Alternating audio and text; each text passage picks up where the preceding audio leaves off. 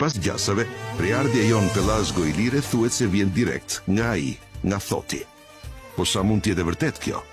Një nga studiuesit që mendonte se prejardhja Pelazgo Ilire vjen nga thoti ishte dhe Giuseppe Catapano. Ai pas disa viteve studim nëpër Egjipt dhe nëpër piramida, tha se thoti ishte paraardhësi i ynë. Pikërisht për këtë ai shkroi dhe librin Thoti fliste shqip, botuar në vitin 1984. Giuseppe Catapano shkruan se jo vetëm sipas studimeve të tij, por dhe nga shumë studiues të tjerë, kuptohet se thoti ishte ai që përhapi shkencën diturin, nga morën mësimet e tyre mendjet më të ndritura. Çelësi i kërkimeve të Catapanos ishte ajo e studimeve të rrejnëve të gjuhës eskuera të baskëve në Spanjë, që sipas tij ka qenë baza e gjuhëve hitite, hebraishte, arabe dhe shqipe.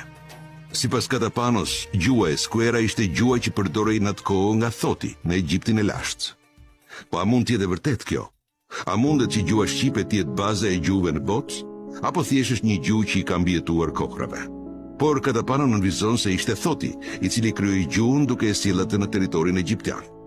Sipas tij, fakti i pamohshëm është Pietra di Rosetta, pra guri roz shkruar me hieroglife, i zbuluar në Rashid të Egjiptit në vitin 1799 pranë lumit Nil.